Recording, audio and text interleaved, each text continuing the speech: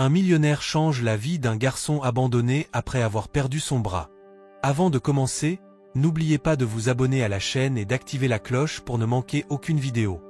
Émilien Dupont, un homme d'affaires reconnu, se tenait à la fenêtre de sa luxueuse villa perchée sur une colline de Toulouse. La ville en dessous s'étendait majestueusement, la lumière douce du soir caressant les bâtiments en briques rouges qui lui avaient valu le surnom de Ville Rose. Mais, même avec la beauté du paysage, Émilien ne parvenait pas à trouver la paix. La douleur de la perte de sa fille, Valérie, était toujours aussi vive, un gouffre insondable dans son cœur. Il avait tout, une fortune inestimable, une vie de confort, mais sans sa fille, tout cela lui semblait futile. Ce soir-là, comme tous les autres, il se retrouvait dans la solitude de sa grande maison, parcourant les souvenirs de sa fille défunte, sans pouvoir se détacher de son absence. Chaque recoin de la villa portait son empreinte, chaque objet rappelait la jeune femme pleine de vie qu'il avait perdue dans un accident tragique, il y a 3 ans. Valérie avait été sa lumière, sa raison de sourire. Mais la vie, comme un mauvais sort, l'avait brutalement arraché de lui. Le son du téléphone brisa le silence de la pièce. Émilien sursauta, sortant de ses pensées. Il hésita avant de décrocher, une vague d'irritation s'emparant de lui. C'était toujours la même routine, appels commerciaux, questions sans importance. Mais ce soir, la voix de la personne à l'autre bout de la ligne ne correspondait à aucune des habituelles sollicitations. C'était une voix familière mais qu'il n'avait pas entendue depuis longtemps. Sophie Durand, une assistante sociale de Toulouse avec qui il avait travaillé par le passé. « Monsieur Dupont, j'ai quelque chose que vous devez absolument voir. » Ces mots étaient remplis de gravité. Il sentit un frisson courir dans son dos, un pressentiment étrange. Il répondit d'une voix calme, mais curieuse. « Que se passe-t-il, Sophie ? Vous devez venir. Il y a un enfant dans la rue, près de la place du Capitole. Il a besoin d'aide, et je crois que vous êtes la seule personne qui pourrait l'aider. » Émilien n'hésita pas. Il raccrocha et se précipita vers sa voiture. La place du Capitole n'était pas loin de sa villa, un endroit animé, presque toujours bondé de monde. Mais ce soir-là, en ce début de mois d'octobre, la place était étrangement calme, presque déserte. Lorsqu'il arriva, il aperçut immédiatement le garçon. Un petit garçon, peut-être âgé de 8 ans, assis seul sur un banc. Ses vêtements étaient sales, ses cheveux en bataille, mais ce qui frappait le plus était son bras gauche, ou plutôt l'absence de celui-ci. Il n'avait qu'un moignon, comme s'il avait été arraché dans un accident terrible. Le cœur d'Émilien se serra en le voyant. Sans réfléchir, il s'approcha de l'enfant, sa compassion instinctive prenant le dessus sur toute autre pensée. Le garçon leva les yeux, des yeux sombres, presque vides, qui semblaient avoir vécu plus de douleur qu'un enfant de son âge ne devrait jamais connaître. « Tu vas bien, petit ?» demanda Émilien, posant une main douce sur son épaule. Le garçon le regarda en silence, avant de murmurer d'une voix faible, presque inaudible, « Mon nom est Léo. » Émilien s'assit à côté de lui, ne sachant pas quoi dire. Il avait vu des enfants dans des situations désastreuses avant, mais rien de ce genre. Il ressentait un mélange étrange d'incompréhension et de besoin impérieux de protéger ce jeune être, ce garçon qui semblait porter en lui une douleur insondable. Sophie arriva rapidement, et Émilien se tourna vers elle. « Que se passe-t-il, Sophie ? Pourquoi ce garçon est-il seul ici, et pourquoi a-t-il perdu son bras ?» Sophie baissa les yeux, semblant hésiter avant de répondre. « Je crois qu'il a été abandonné par sa famille. Personne ne sait exactement pourquoi ni comment il a perdu son bras. Mais il est évident que quelque chose de bien plus sombre se cache derrière. » Émilien regarda Léo, son regard à la fois distant et plein de questions. « Tu peux nous en dire plus, Léo ?» demanda-t-il doucement. Le garçon tourna la tête, son regard fuyant. Il semblait que les mots lui échappaient, comme si raconter son histoire serait trop douloureux. Finalement, après un moment de silence, il répondit avec une voix tremblante, « Ce n'était pas un accident. C'est ma famille. Ils m'ont fait ça. » Émilien sentit un froid glacer son échine. Léo était abandonné, mais plus encore, il portait un fardeau bien plus lourd que celui de sa perte physique. Quel genre de famille pouvait infliger une telle cruauté à un enfant? Pourquoi? Et comment ce garçon était-il arrivé ici, dans cette situation, seul et sans défense? Émilien savait qu'il devait faire quelque chose. Il ne pouvait pas laisser cet enfant dans cet état. « Viens avec moi, » Léo. Je vais t'aider, je te le promets. Et avec ces mots, Émilien Dupont, un homme marqué par la douleur du passé, faisait un choix qui allait non seulement bouleverser sa propre vie, mais aussi celle de Léo. Il ne savait pas encore où cette décision le mènerait, mais il sentait, au fond de lui, que quelque chose d'important allait se jouer à partir de ce moment précis. Les jours qui suivirent la rencontre avec Léo se mêlaient à la confusion et à la détermination pour Émilien. Après l'avoir emmené chez lui, dans sa grande villa surplombant Toulouse, Émilien n'avait pas su comment aborder la situation. Léo était resté silencieux, ses yeux bruns évitant constamment le regard d'Émilien, comme s'il était habitué à l'isolement, comme si la douleur et la méfiance étaient des compagnons constants. Émilien comprenait que le petit garçon avait dû traverser des épreuves inimaginables, mais il ignorait encore la profondeur de cette souffrance. Au début, Émilien avait pensé que l'aider simplement à trouver un refuge, à le nourrir, à le protéger contre le monde extérieur suffirait. Mais très vite, il se rendit compte que ce n'était pas si simple. Léo ne voulait pas parler de son passé. Dès qu'on abordait la question de sa famille, ses yeux se fermaient comme une porte verrouillée, et son corps se tendait.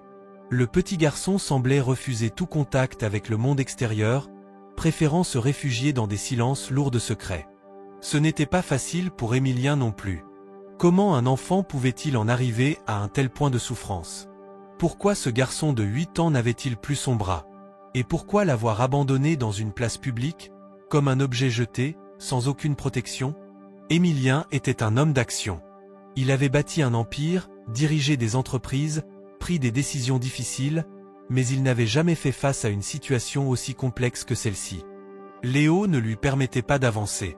Pourtant, il ne pouvait pas le laisser partir, pas après tout ce qu'il avait vu dans ses yeux. Quelque part, Émilien savait qu'il avait fait une promesse silencieuse au petit garçon. Celle de lui offrir une chance, une possibilité de guérison. Les premières semaines passèrent dans une étrange routine. Émilien faisait de son mieux pour gagner la confiance de Léo. Il l'emmenait souvent au parc des Jardins des Plantes, un endroit calme où l'enfant pouvait courir et jouer sans se soucier de la pression du monde extérieur. Là, dans la nature, Émilien remarqua quelque chose qui le toucha profondément. Léo avait une curiosité étonnante, une soif de découvrir le monde, mais il semblait ne jamais s'autoriser à s'épanouir totalement, comme s'il avait peur de se perdre dans l'inconnu. Un après-midi, alors qu'ils se promenaient ensemble, Léo s'arrêta soudainement devant une fontaine. Il fixait l'eau en silence, ses pensées visiblement ailleurs. Émilien se tenait à ses côtés, attendant patiemment qu'il parle. Après quelques minutes, Léo brisa le silence. « Pourquoi vous m'aidez » demanda-t-il, la voix pleine de méfiance. « Vous ne me connaissez même pas. » La question frappa Émilien en plein cœur.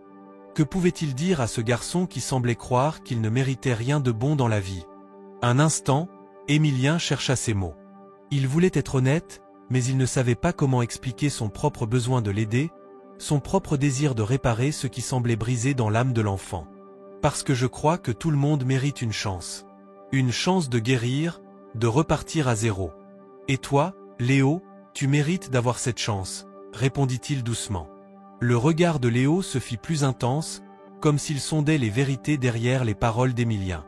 Puis il détourna les yeux, se concentrant à nouveau sur l'eau qui s'écoulait. Émilien savait qu'il y avait encore beaucoup de travail à faire pour atteindre ce garçon, mais il était prêt à continuer, sans savoir où cela le mènerait. Mais, au fur et à mesure des jours, Émilien sentait que quelque chose clochait. Léo était plus distant chaque jour, de plus en plus fermé, et parfois, un regard furtif, une expression de peur traversait son visage lorsqu'il apercevait quelque chose qui lui rappelait son passé. Émilien commença à se rendre compte que le silence de Léo n'était pas simplement le fruit d'un traumatisme, mais qu'il y avait quelque chose de plus profond derrière ce comportement. Léo ne voulait pas simplement oublier son passé, il avait peur de ce qui pourrait se produire si quelqu'un découvrait la vérité. Un jour, Émilien décida de contacter Sophie Durand, l'assistante sociale qui avait joué un rôle clé dans la rencontre entre lui et Léo. Il avait besoin d'aide pour comprendre ce qui se cachait derrière les silences du garçon, et Sophie était l'une des rares personnes à pouvoir l'aider dans cette situation. Lorsque Sophie arriva chez Émilien, elle avait l'air préoccupée, presque nerveuse. « J'ai des informations, Émilien, mais elles ne sont pas faciles à entendre.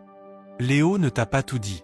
Sa famille, son histoire est bien plus compliquée que ce que tu imagines. » Sophie s'assit sur le canapé, les mains jointes, comme si elle pesait ses mots avant de les prononcer. Léo n'a pas perdu son bras dans un accident. C'est sa famille qui l'a fait ça. Son propre père, Étienne Martin. Le nom résonna dans l'esprit d'Émilien comme un coup de tonnerre. Étienne Martin.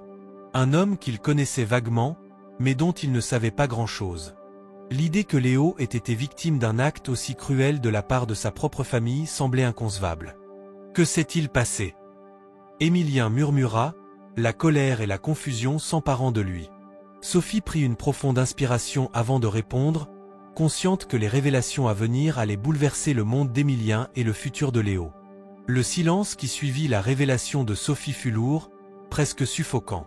Émilien ne savait plus quoi dire, ni comment réagir à ce qu'il venait d'entendre. Il avait toujours pensé que l'histoire de Léo était tragique, mais jamais il n'aurait imaginé qu'un père puisse infliger une telle souffrance à son propre fils. Étienne Martin n'était pas seulement un homme cruel. Il était un monstre qui avait sacrifié son enfant pour des raisons qui échappaient à Émilien. Pourquoi? Pourquoi faire? Ces questions tournaient en boucle dans sa tête. Sophie, voyant la confusion et la colère grandir dans les yeux d'Émilien, prit une grande inspiration et tenta de lui expliquer davantage. Léo, il a été mutilé par son père, non pas accidentellement, mais dans un but bien précis. Étienne voulait que son fils soit un symbole, un objet de pitié pour manipuler les gens, obtenir de l'argent. C'était une forme de contrôle, une façon de manipuler la compassion des autres. Émilien ferma les yeux un instant, comme pour se protéger d'une réalité trop dure à accepter. Étienne Martin avait délibérément mutilé son propre fils dans un acte qui dépassait tout ce qu'il avait pu imaginer. Léo était un enfant innocent, une victime de la cruauté d'un père sans cœur. Mais comment Émilien pouvait-il l'aider maintenant? Comment réparer ce qui avait été brisé? Sophie poursuivit, ses mots brisant peu à peu le voile de l'incertitude qui enveloppait Émilien. Léo a été forcé de porter cette mutilation pour que son père puisse faire appel à la pitié des autres, obtenir des fonds pour sa propre entreprise. Mais au fond, il n'a jamais voulu de son fils. Il l'a abandonné dès que son utilité a cessé. C'est pour ça qu'il l'a laissé dans cette place. Il savait que Léo serait pris en charge par quelqu'un comme toi. Les dernières paroles de Sophie eurent un effet dévastateur sur Émilien. Il avait cru qu'il venait de sauver Léo d'un simple abandon, mais en réalité, il était devenu la pièce d'un puzzle bien plus complexe. Le fait que son propre père ait abandonné Léo dans une place publique, sans aucun remords, montrait la profondeur de la manipulation. C'était une stratégie soigneusement pensée pour pousser Léo à se retrouver dans cette situation désespérée, dans cette position de vulnérabilité. Tout avait été calculé. Je ne peux pas croire que tout ça soit réel, murmura Émilien, se tenant la tête entre ses mains, accablé par le poids de cette vérité qu'il avait peine à accepter. Sophie posa une main sur son épaule, tentant de le calmer. Émilien, je sais que c'est difficile à comprendre, mais tu n'es pas seul dans cette histoire. Il y a des gens prêts à aider. Tu peux aider Léo à se reconstruire, à comprendre que ce qu'il a vécu n'est pas de sa faute. Mais cela va prendre du temps. Émilien leva les yeux vers Sophie, les traits de son visage marqués par la douleur. Il savait que ce qu'il avait à faire ne serait pas facile. Il n'était plus seulement un homme qui avait décidé de prendre soin d'un enfant abandonné. Maintenant, il était l'élément clé de la rédemption de Léo, celui qui pourrait lui donner une chance de se reconstruire. « Que dois-je faire maintenant ?» demanda Émilien d'une voix rauque, cherchant des réponses. Sophie soupira profondément, ses yeux fixant Émilien avec sérieux. « Il faut d'abord protéger Léo. Et trouver un moyen de le libérer de son passé. Il a vécu dans la peur pendant trop longtemps. Son père a des contacts puissants, et il ne reculera devant rien pour récupérer ce qu'il considère comme sa propriété. » Émilien hocha la tête, son esprit tournant à toute vitesse. Étienne Martin n'était pas un homme à sous-estimer. Mais Émilien Dupont n'était pas le genre d'homme à reculer non plus. S'il y avait bien une chose qu'il avait apprise au fil des années, c'était que les gens puissants n'étaient pas invincibles. Ils avaient tous des faiblesses, des points d'attaque. Émilien allait devoir trouver les failles dans le système de son ennemi, et les exploiter. Ce soir-là, Émilien se retrouva seul, dans son bureau, les yeux fixant les dossiers et les papiers qui étaient disposés devant lui. Mais il ne voyait plus ces papiers comme avant. Chaque document semblait désormais une bataille, chaque décision, un combat pour Léo. Il n'était plus seulement question de gestion d'entreprise ou d'affaires. il était désormais question de vie et de mort, de sauver un enfant des griffes d'un père cruel. En pensant à tout ce que Léo avait vécu, Émilien sentit une colère profonde bouillir en lui. Il ne pouvait pas laisser ce père, ce monstre, s'en tirer impunément. Il devait agir. Mais il devait aussi être prudent.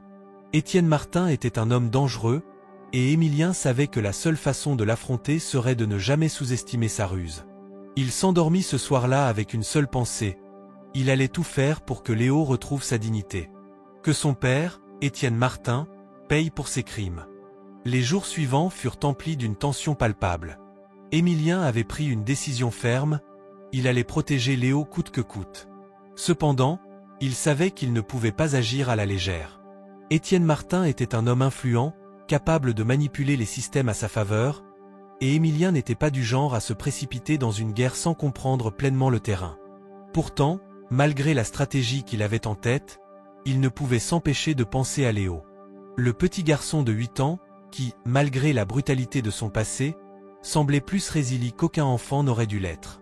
Émilien se rendait souvent à l'hôpital où Léo recevait ses traitements pour son bras manquant, et chaque fois, il était frappé par la force tranquille du garçon. Il ne se plaignait pas, ne demandait pas de pitié. Léo semblait presque trop mature pour son âge, et chaque sourire qu'il offrait à Émilien était un phare d'espoir dans l'obscurité de son passé. C'est lors de l'une de ces visites que Émilien reçut un appel inattendu. Il était en train de discuter avec le médecin traitant de Léo lorsqu'une sonnerie fit écho dans la pièce. Il sortit son téléphone de sa poche et vit qu'il s'agissait de Sophie Durand. « Émilien, il faut que tu viennes à l'adresse suivante immédiatement. Il y a quelque chose que tu dois voir. » Le ton de Sophie était grave, presque pressant. Émilien sentit une boule se former dans son estomac. Qu'est-ce qui pouvait être si urgent? Il s'excusa auprès du médecin et quitta rapidement l'hôpital, montant dans sa voiture en direction de l'endroit que Sophie lui avait indiqué. Les rues de Toulouse étaient encore baignées de la lumière dorée du soir, mais quelque chose dans l'air lui faisait ressentir une angoisse croissante. En arrivant à destination, il se retrouva devant un vieux bâtiment industriel, à l'écart du centre-ville. L'endroit était sombre et semblait abandonné. Il appuya sur le bouton de la sonnette, et quelques secondes plus tard, Sophie apparut à la porte. Elle l'invita à entrer, un air de gravité inscrite sur son visage. « Que se passe-t-il » demanda Émilien, sentant la tension dans l'air. Sophie l'emmena directement à l'intérieur du bâtiment. Là, une pièce spacieuse et mal éclairée révéla plusieurs papiers éparpillés sur une grande table. Des documents légaux, des photographies et des coupures de presse. Au centre de la pièce, un ordinateur affichait une série de mails récents, certains anonymes, d'autres envoyés par Étienne Martin lui-même. « Tout ça concerne Léo » demanda Émilien, se penchant sur les documents. Sophie hocha la tête et se tourna vers l'ordinateur. Elle indiqua un des emails sur l'écran. C'est une correspondance entre Étienne Martin et un de ses associés. Il parle ici de réclamer sa part du gâteau, de Léo. Il semble qu'il cherche à tirer profit de la situation de son fils, encore une fois. Émilien fronça les sourcils. Ce que Sophie lui montrait allait bien au-delà de ce qu'il avait imaginé. Étienne n'était pas seulement un père indigne qui avait mutilé son fils pour manipuler la pitié des autres. Il semblait être impliqué dans un réseau plus vaste, une affaire où Léo n'était qu'une pièce dans un jeu beaucoup plus grand. Sophie prit une profonde inspiration. Ce que nous avons ici, Émilien, ce sont des preuves. Des preuves que Martin ne voulait pas seulement se débarrasser de Léo, mais qu'il comptait l'utiliser pour accéder à un tout autre niveau de pouvoir. Il a sacrifié son propre fils pour des gains financiers et personnels. Émilien sentit la colère monter en lui. C'était une chose de savoir qu'un père pouvait être cruel, mais c'en était une autre d'apprendre qu'il pouvait voir son enfant comme un simple outil dans ses machinations. Il se tourna vers Sophie, une détermination nouvelle brillait dans ses yeux. « Et maintenant, qu'est-ce qu'on fait avec tout ça ?»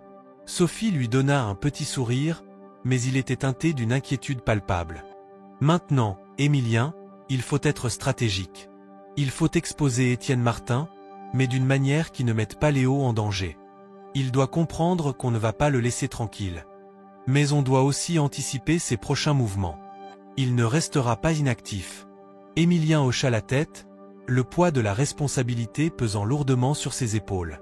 Il savait que la tâche ne serait pas facile. Étienne Martin était puissant, il avait des alliés, des ressources. Mais Émilien n'était pas sans défense.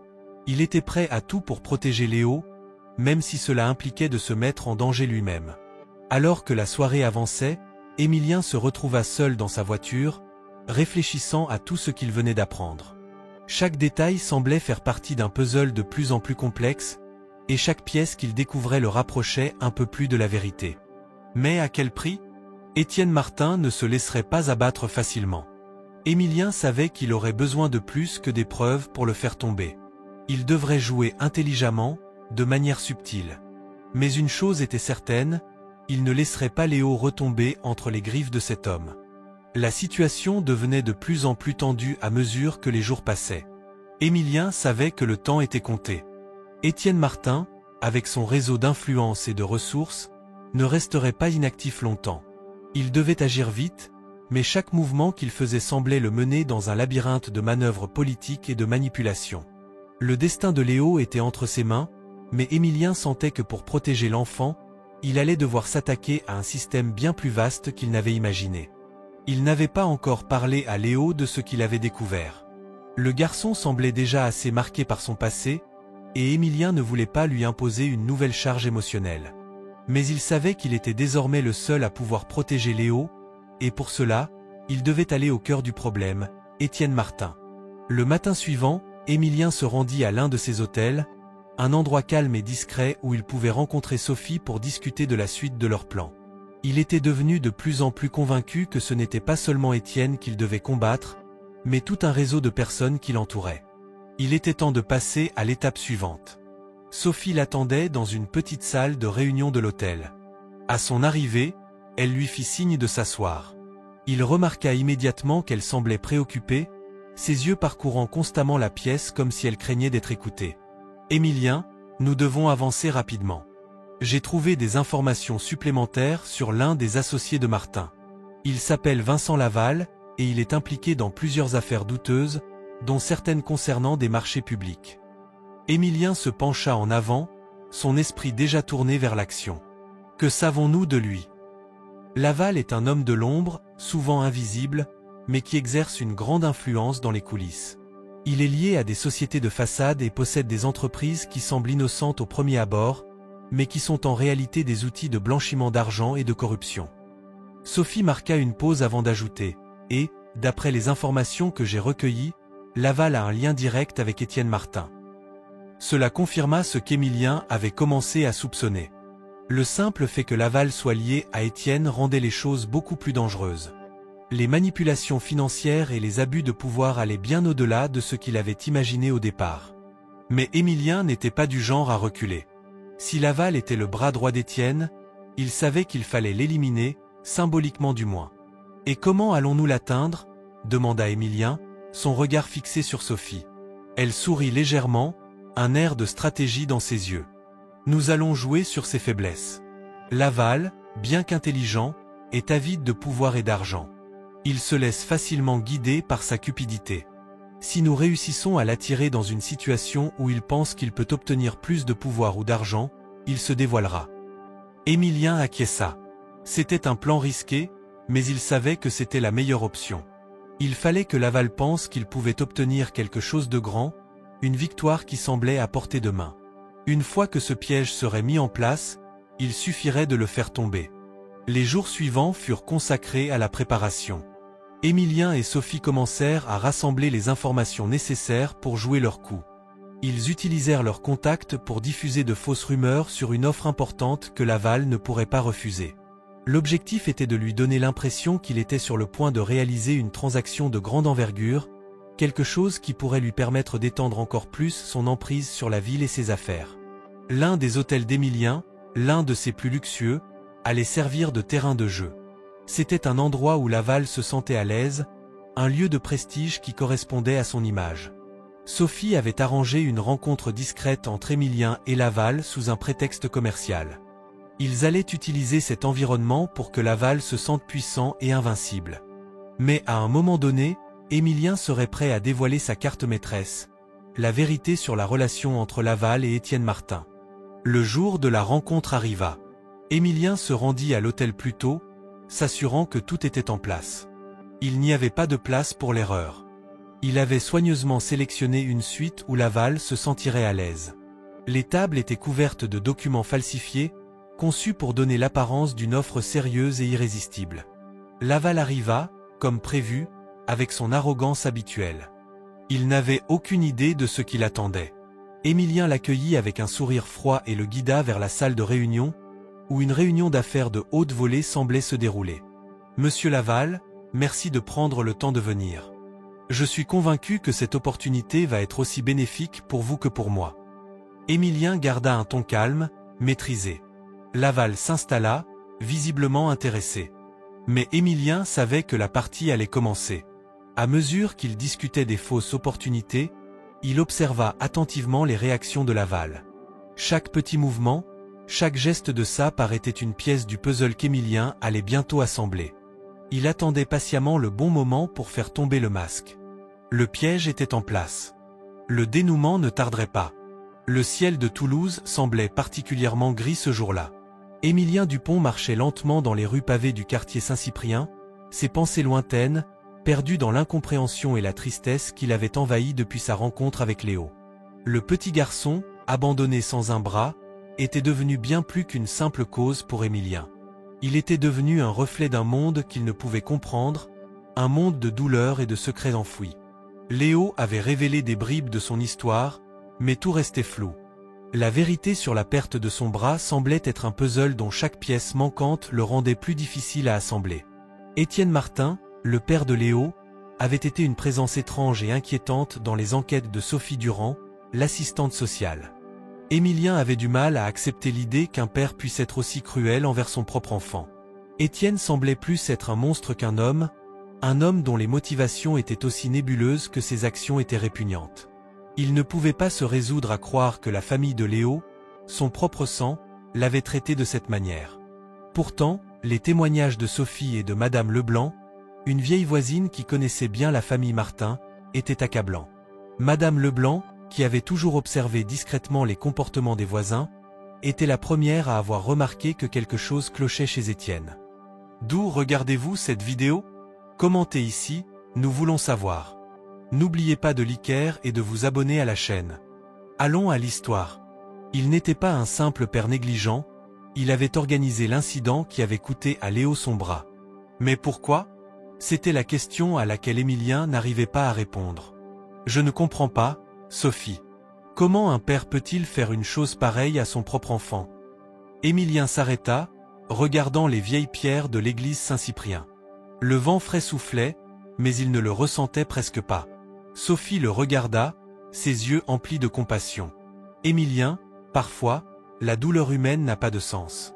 Il y a des gens qui sont tellement perdus dans leurs propres ténèbres qu'ils sont prêts à faire n'importe quoi pour s'en sortir. Étienne Martin n'est pas un homme ordinaire. Il a utilisé son propre fils comme un pion, et il l'a fait souffrir pour des raisons qui dépassent notre compréhension. Émilien secoua la tête, refusant d'accepter cette réalité. Et que devons-nous faire maintenant? Comment pouvons-nous aider Léo? Sophie soupira profondément. La seule chose que nous puissions faire, c'est d'être là pour lui. Lui donner un environnement stable, un peu d'amour, et essayer de découvrir ce qui se cache derrière tout ça. Mais nous devons aussi être prudents. Étienne n'est pas un homme à prendre à la légère. Leur conversation fut interrompue par une silhouette familière qui se dessinait au loin. C'était Léo, marchant lentement, son petit bras valide serré contre son torse, son regard vide. Émilien sentit un pincement au cœur en le voyant ainsi. Le garçon semblait plus fragile que jamais, mais il avait cette lueur d'espoir dans les yeux, cette volonté de survivre malgré tout. « Bonjour, Léo » dit Émilien doucement, se baissant pour se mettre à sa hauteur. Léo leva les yeux, mais il n'esquissa aucun sourire. « Bonjour, monsieur Dupont ». Il était évident que Léo était encore méfiant, mais il était aussi plus ouvert qu'auparavant. Émilien avait passé des heures à discuter avec lui, essayant d'obtenir des réponses, mais les questions restaient sans réponse. Pourquoi son père avait-il fait cela? Pourquoi l'avait-il abandonné de cette manière? Léo, est-ce que tu veux parler un peu? Émilien demanda doucement.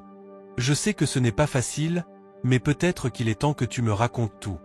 Je veux t'aider. Le garçon baissa les yeux, hésitant. Puis, avec une voix brisée, il murmura « Mon père ». Il a dit que c'était pour me rendre plus fort. Il m'a dit que je ne serais jamais rien sans lui. Mais je ne comprends pas pourquoi il m'a fait ça. Pourquoi il a dû me faire ça? Le cœur d'Émilien se serra. Il savait que Léo n'avait pas encore tout compris. Il savait aussi qu'il y avait encore tant de mystères à résoudre. Mais Émilien était déterminé. Il ne pouvait pas laisser Léo seul dans cette souffrance. Ce petit garçon méritait tellement plus, et Émilien allait tout faire pour lui donner ce qu'il n'avait jamais eu. De l'amour, de la sécurité, et un avenir. Tu n'es pas seul, Léo. Je serai toujours là pour toi. On va trouver des réponses, ensemble.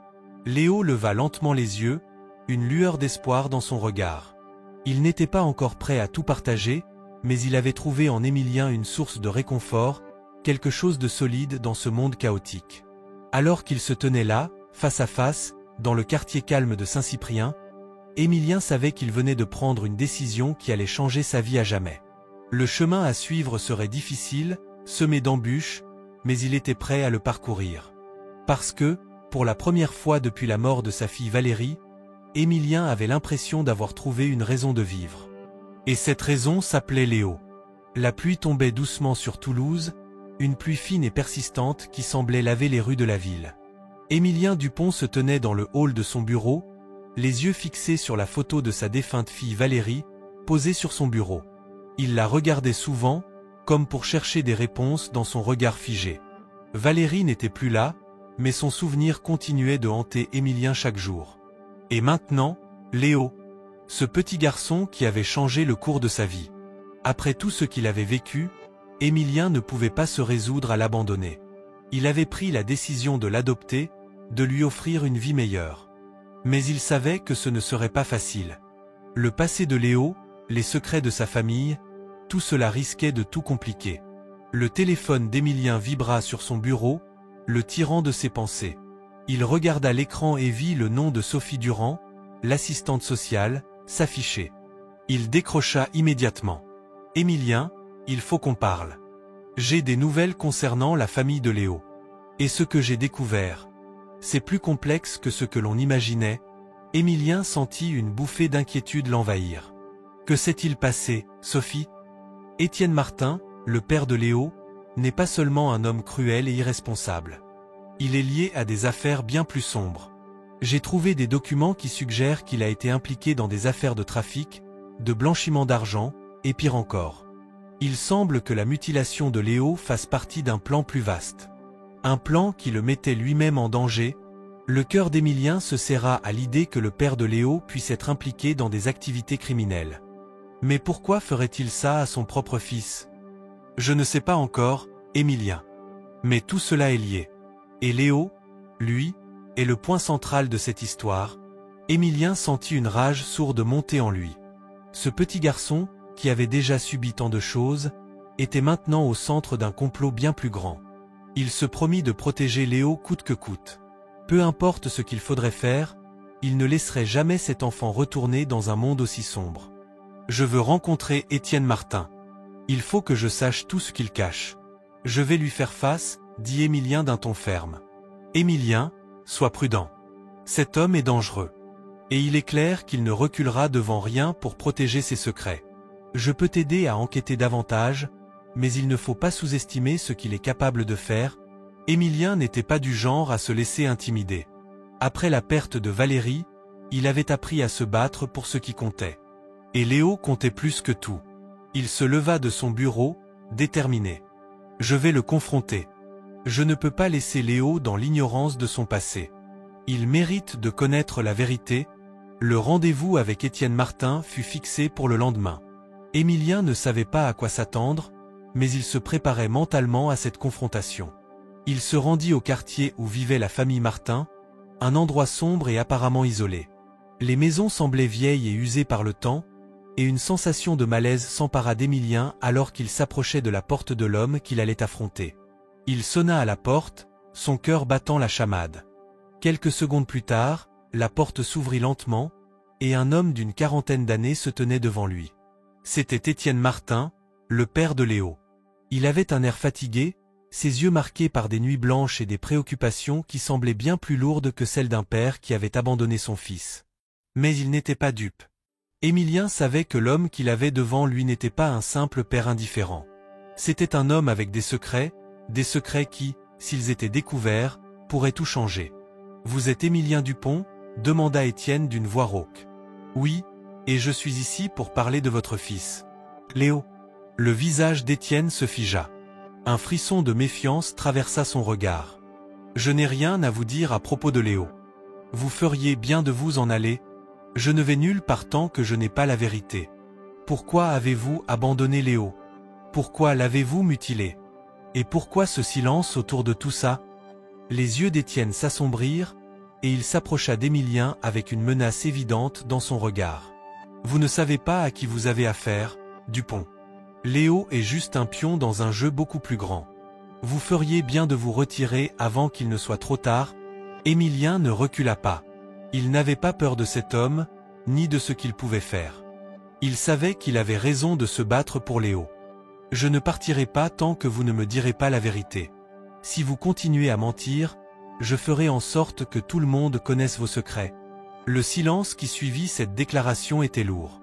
Étienne observa Émilien pendant quelques secondes, son regard perçant, cherchant à évaluer la détermination de l'homme en face de lui. Puis, lentement, il parla. « Vous ne comprenez pas, Dupont. Si je vous dis tout, il n'y a plus de retour en arrière. Mais si vous voulez vraiment savoir, je vous préviens, vous êtes déjà trop impliqué. » Émilien sentit que ce moment marquait un tournant dans l'histoire de Léo. La vérité, aussi terrible soit-elle, allait enfin émerger. Et rien ne serait plus jamais pareil. Le lendemain matin, Émilien Dupont se leva tôt, le cœur lourd de l'intensité de la rencontre qu'il avait eue la veille avec Étienne Martin. La tension qui flottait dans l'air la veille encore ne s'était pas dissipée. Émilien savait qu'il n'était plus possible de faire marche arrière. Il avait déjà franchi une ligne invisible, et il était déterminé à obtenir la vérité, quoi qu'il en coûte. Il se rendit au bureau, mais son esprit était ailleurs. Léo, le petit garçon qu'il avait promis de protéger, était désormais au centre d'un réseau de mensonges, de trahisons et de secrets.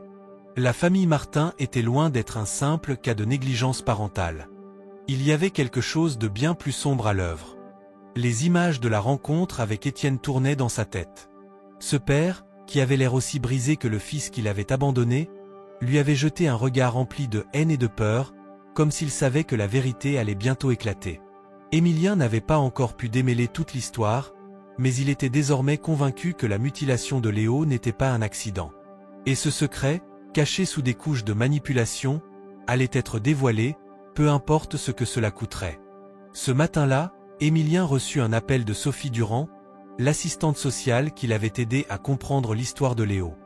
Elle avait peut-être une nouvelle information. Il décrocha rapidement, espérant qu'il s'agissait de quelque chose qui pourrait l'éclairer davantage sur ce mystère. « Émilien, j'ai eu des nouvelles. Je crois que j'ai trouvé quelque chose d'important sur la famille Martin. Mais il faut qu'on se voie, c'est trop important pour en parler au téléphone. » Le cœur d'Émilien se serra. Il n'y avait pas de temps à perdre. « Où et quand ? » « Rendez-vous à la Cité de l'Espace, à 14 h. J'ai trouvé quelque chose qui pourrait tout changer. » Émilien se rendit à la Cité de l'Espace dans l'après-midi, un lieu qui, malgré son aspect moderne et scientifique, semblait presque surréaliste pour une rencontre aussi lourde de conséquences. La Cité, avec ses structures futuristes et ses expositions interactives sur l'espace, était un contraste frappant avec la situation dramatique qu'il vivait. Il arriva un peu en avance et s'installa sur un banc, les pensées pleines de doutes et de questions sans réponse. Léo, Étienne, les secrets, tout cela se bousculait dans son esprit. À 14 h précises, Sophie arriva, l'air préoccupé. Elle s'assit à côté de lui sans perdre de temps. « Émilien, ce que j'ai trouvé dépasse tout ce que j'avais imaginé. Je suis allé plus loin dans les recherches concernant Étienne Martin et sa famille. Et ce que j'ai découvert, ça va changer tout ce que tu penses savoir. Dis-moi tout. Sophie, tout commence avec un compte bancaire offshore. Un compte caché que Étienne et sa femme, Marie, utilisaient pour dissimuler de l'argent provenant d'activités illégales. Ce compte est lié à plusieurs sociétés écrans et à des transactions douteuses. Mais le plus choquant, Émilien, c'est qu'une partie de cet argent provenait d'une organisation criminelle internationale, spécialisée dans le trafic d'organes. Émilien sentit son estomac se tordre. C'était impensable. Tu veux dire que... Léo? Sophie hocha la tête lentement. Oui, Émilien. Léo a été victime de trafic. Ils ont mutilé son bras dans le but de vendre des organes. Et la famille Martin, malgré leurs apparences, est impliquée dans ce réseau. Les mots de Sophie résonnèrent dans la tête d'Émilien comme un coup de tonnerre. Son esprit tourbillonnait, incapable de saisir toute l'ampleur de ce qu'il venait d'entendre. Léo, ce petit garçon innocent, avait été victime d'un complot diabolique. Et tout cela, à cause de l'avidité et du pouvoir de sa propre famille. Mais pourquoi Étienne aurait-il fait ça à son propre fils? Parce que, Émilien, dans ce monde-là, l'argent est plus important que tout. Étienne a sacrifié son propre enfant pour obtenir des fonds, pour payer des dettes ou peut-être pour obtenir une place plus élevée dans ce réseau criminel. Il n'a jamais considéré Léo comme un enfant. Il l'a vu comme une marchandise. Émilien ferma les yeux, tentant de digérer l'horreur de ce qu'il venait d'apprendre. Il sentait un mélange de colère et de tristesse déferler en lui. Comment un parent pouvait-il faire une telle chose à son propre enfant? Léo avait déjà traversé l'impensable, et maintenant, il comprenait que la route vers la guérison serait encore plus difficile. Nous devons arrêter cela, Sophie. Il faut faire en sorte que Léo ne retourne jamais dans cette famille. Et il faut que la justice soit faite.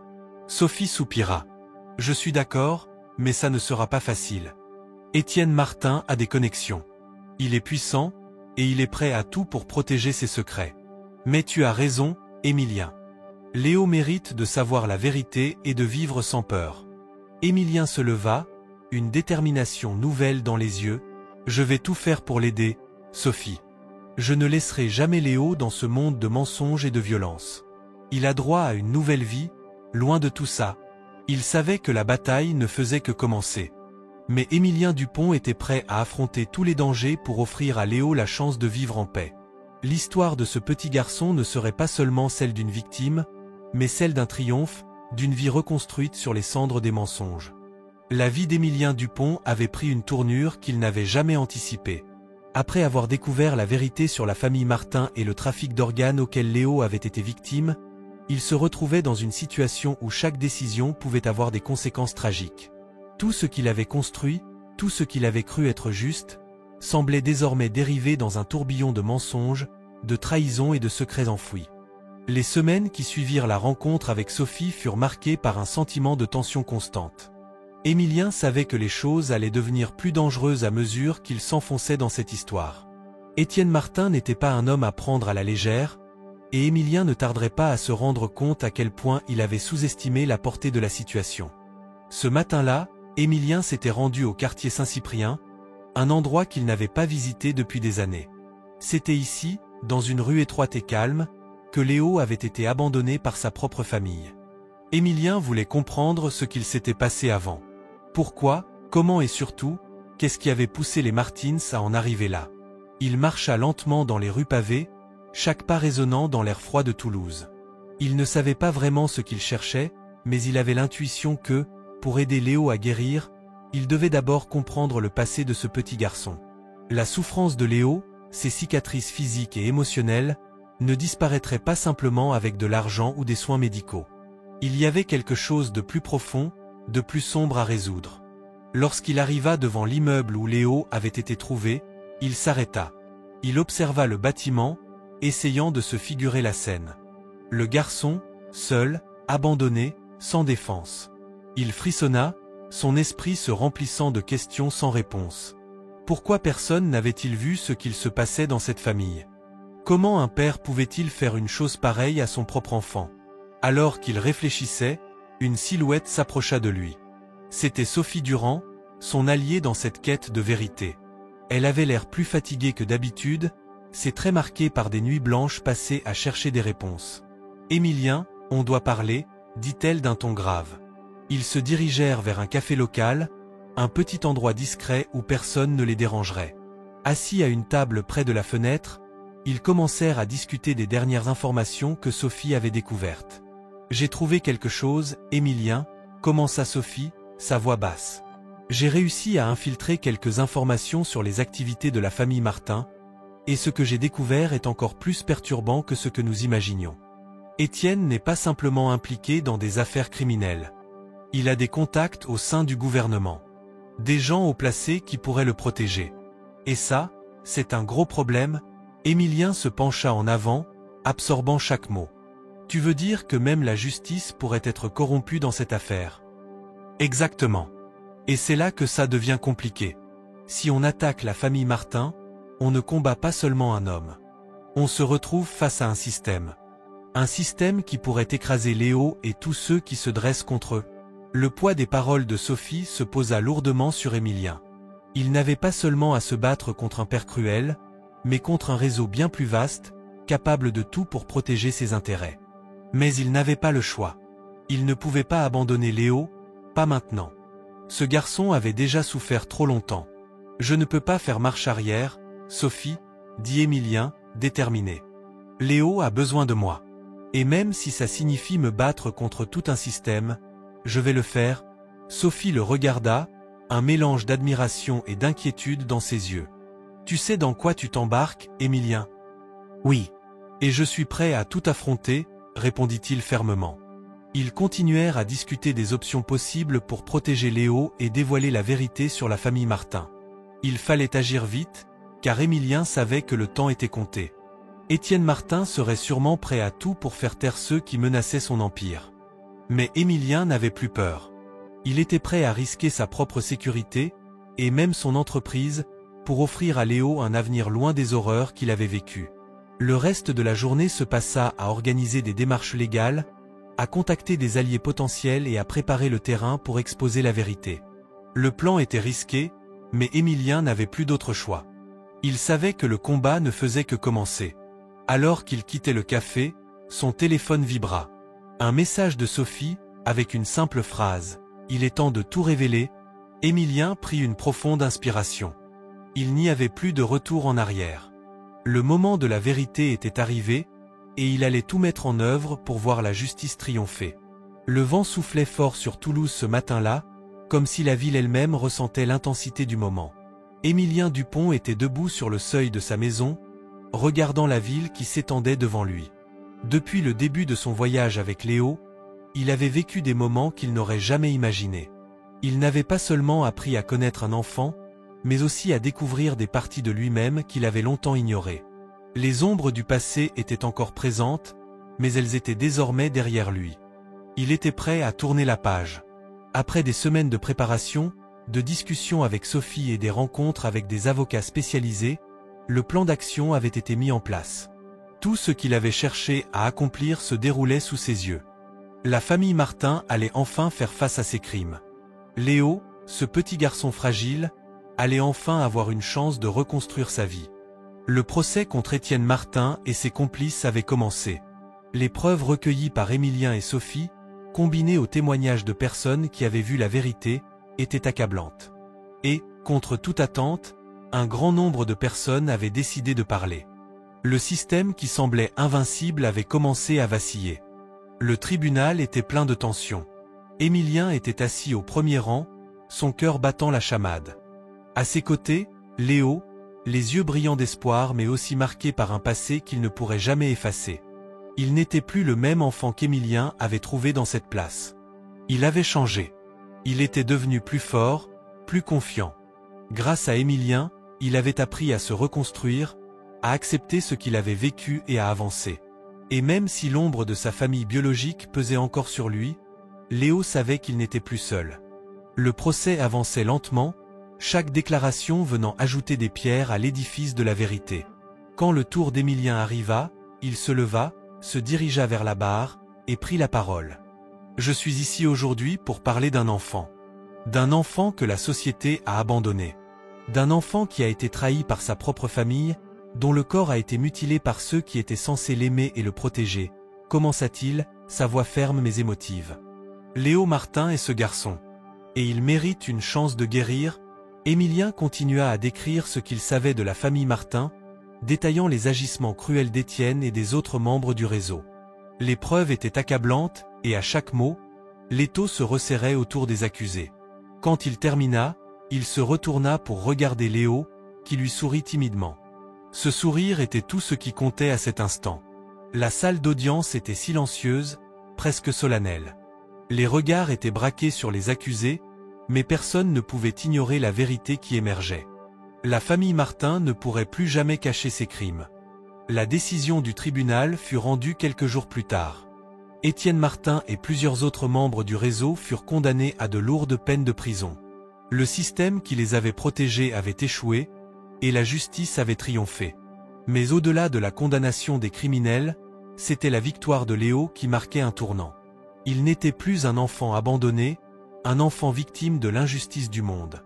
Il était un enfant qui avait retrouvé sa dignité et qui avait droit à un avenir. Un avenir qu'Émilien s'engageait à lui offrir. Le verdict prononcé, Émilien se retrouva seul avec Léo dans le hall du tribunal. Les deux hommes se regardèrent longuement, comme si tout ce qui venait de se passer avait enfin trouvé un sens. Léo, d'un petit geste timide, prit la main d'Émilien. Ce geste, simple mais significatif, était le symbole de tout ce qu'ils avaient traversé ensemble. « Tu m'as sauvé, Émilien » dit Léo, la voix douce mais pleine de gratitude. « Je ne sais pas ce que je serais devenu sans toi. » Émilien sourit, caressant doucement les cheveux de Léo. « Non, Léo. C'est toi qui m'as sauvé. Tu m'as montré ce que c'était que de vivre réellement. » Les deux quittèrent le tribunal, prêts à commencer un nouveau chapitre de leur vie. Mais au lieu de partir seuls, comme ils l'avaient fait il y a plusieurs mois, ils partaient maintenant ensemble, une famille reconstruite, unie par l'amour et la vérité.